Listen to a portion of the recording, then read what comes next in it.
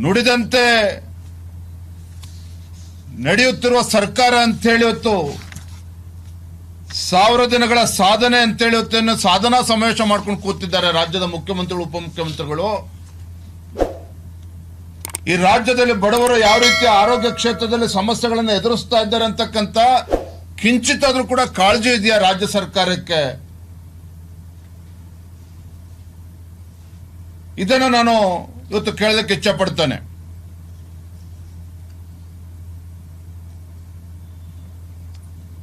ನನ್ನ ಪ್ರಕಾರ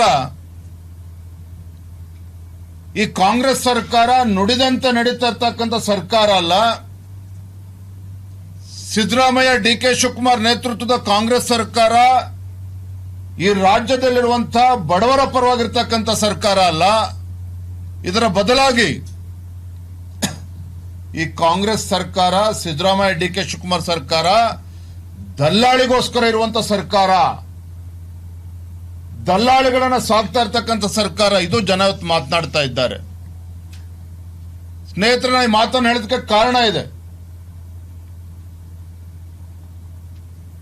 ಇವತ್ತು ಸರ್ಕಾರಿ ಆಸ್ಪತ್ರೆಗಳಲ್ಲಿ, ಸರ್ಕಾರಿ ಮೆಡಿಕಲ್ ಕಾಲೇಜುಗಳಲ್ಲಿ ಔಷಧಿ ಕೊರತೆ ಉಂಟಾಗೋದಕ್ಕೆ ಯಾರು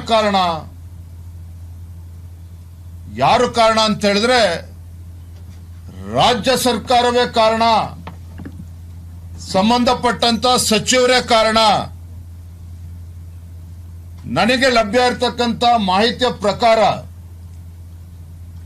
ಒಬ್ಬ ಪ್ರಭಾವಿ ವ್ಯಕ್ತಿಗಳ ಮಣಿದು, ಅವರ ಒತ್ತಡಕ್ಕೆ ಮಣಿದು ಔಷಧಿ ಖರೀದಿಯಲ್ಲಿ ಅವ್ಯವಹಾರ ನಡೀತಾ ಇದೆ.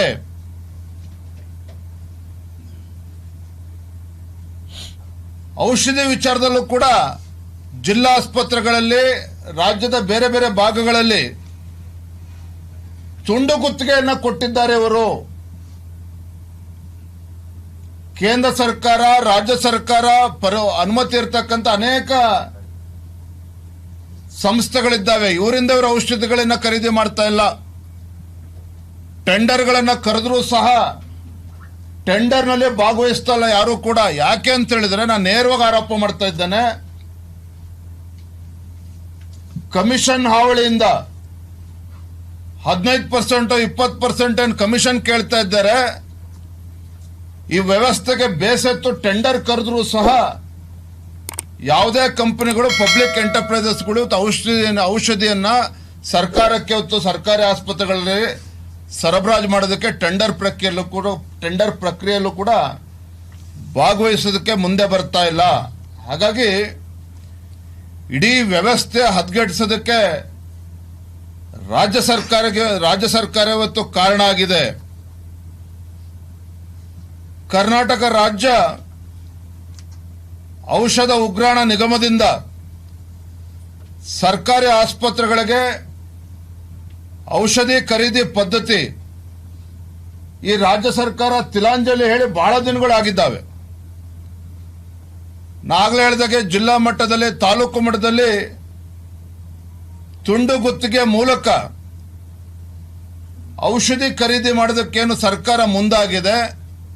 ಇದರ ಪರಿಣಾಮನೇ ರಾಜ್ಯದಲ್ಲಿ ಇವತ್ತು ಔಷಧಿ ಕೊರತೆಗೆ ಕಾರಣ ಆಗಿರುವಂಥದ್ದು. ಮತ್ತೊಂದು ಕಡೆ ಕೃತಕ ಅಭಾವವನ್ನು ಕೂಡ ಸೃಷ್ಟಿಯಾಗೋದಕ್ಕೆ ಇವತ್ತು ರಾಜ್ಯ ಸರ್ಕಾರವೇ ಕಾರಣ ಆಗಿದೆ.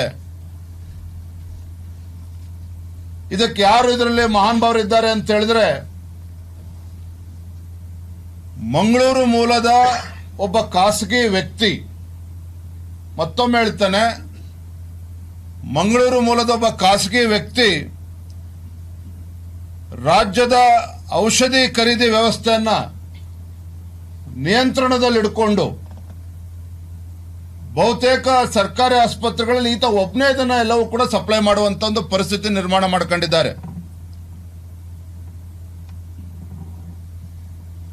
ಹಾಗಾಗಿ ಇಡೀ ವ್ಯವಸ್ಥೆನೆ,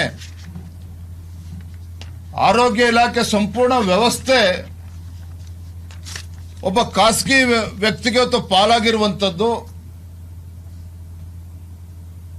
ಮೇಲ್ನೋಟಕ್ಕೆ ಇವತ್ತು ಗೊತ್ತಾಗ್ತಾ ಇದೆ. ಮಂಗಳೂರು ವ್ಯಕ್ತಿಯ ಇವನ ಪ್ರಭಾವದಿಂದ ಇಡೀ ವ್ಯವಸ್ಥೆ ಕುಸಿದು ಬಿದ್ದಿರುವಂಥದ್ದು.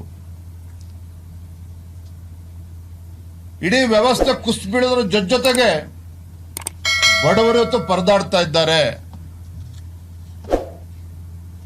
ಹಾಗಾಗಿ ನಾನು ಇವತ್ತು